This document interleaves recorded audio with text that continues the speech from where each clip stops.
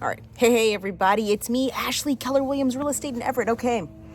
So I've got a new video series for you guys, and it is called How to Buy in a Seller's Market When You Are a Seller. Yes. So this are for my folks that own a property, they need to make a move, and they are jumping into a seller's market as a buyer. Okay. I mean, I feel like being a seller in a seller's market's pretty easy deal. Okay. Pretty easy deal. But being the buyer, on the other hand, a bit more tricky.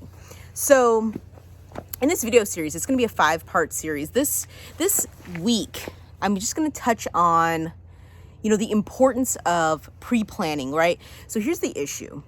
We've got very low inventory levels, okay? And we've got super duper high demand, all right? Very low inventory levels and super high demand.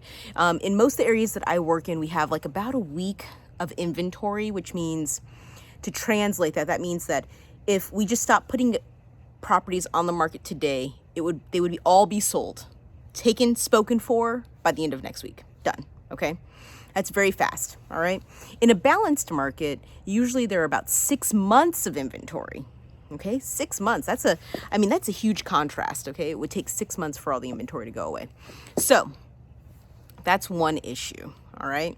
And then we also have the demand side. Okay. There's just so many people out looking for houses. I mean, I think with my buyer clients, every time we make an offer, it's always a multiple offer situation. And typically it's quite a bit. Like it could be like 8, 9, 10 offers.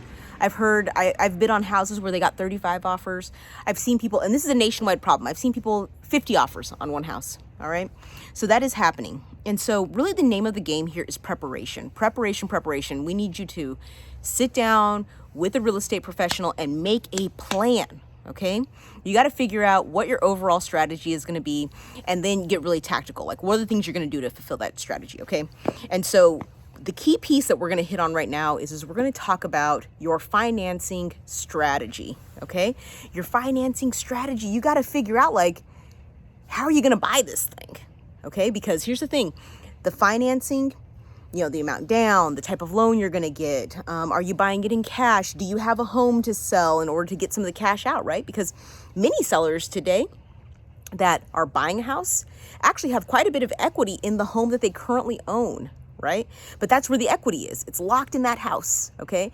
And, while it's great, like it's in that hard asset, it's not very liquid. It's not very flexible, right? Like, a lot of, when you're the buyer and you have to, sell that hard asset to get the cash, it's really, I think, a challenge to get another seller to accept your offer, knowing that it's locked up in there, even though the market is so good. Okay. Even though the market is so good. So it is important for you to sit down with a lender and figure out what you're going to do. Okay. So sit down with the lender, figure out what you're going to do. All right. I mean, most people, I still think, I would say even my clients that are like, they're effectively downsizing, like there are people that are upsizing, right? Clearly, they're probably going to have to get a mortgage, right? Like that's just the situation. They're just going to have to get a mortgage because it is what it is. They don't have enough cash just to buy it outright. All right. But even for my folks that are downsizing, like some of them, there are some tricks and tactics and strategies that they could use when you like borrowing money, like lending it, getting with a lender. I mean, I would still say, I think it would still be difficult to get an offer accepted if you had all the cash. You were downsizing. Like, let's say you have a house, it's worth $400,000. You're going to put it on the market. You're going to get at least $400,000, right? It's going to go multiple offers. You're going to get something. Okay. So let's say you're going to net 400. And the next thing you're going to buy is 200. And you have to write the contract and say, I will give you 200,000, but I got to sell this house and I'm going to give you cash. Okay. Still think it'd be hard to get that accepted. I mean, believe it or not, I still think it'd be hard to get it accepted. It's just a crazy land. Okay. So, we're going to go over that. So the following 4 weeks, here's what we're going to touch on. We're going to talk about what it means to sell your house contingent. What are the pros? What are the cons? Okay. And then we're going to go from there and we're going to talk about, excuse me, recasting your loan. What does that mean? You know, are you in the position to do a recast? I mean, a recast is a great strategy. Then the next week, we're going to talk about like using HELOCs and maybe using retirement accounts to kind of help you get into that next property. And then the last strategy that we're going to talk about is doing a rental. Okay. I mean, look, I'm going to be honest with you. Yeah, I'm going to be straight up upfront. Okay.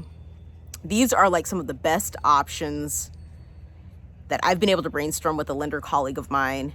And I want you to know that all of them have their downsides. All of them have their downsides. All right. And, you know, and they all have pros. Okay.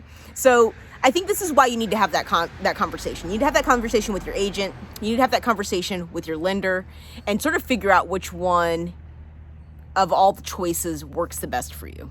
All right. Find out which one works best for you. So that is a wrap. If you have not yet subscribed to my channel, please subscribe, like the video, and I will see you guys again next week.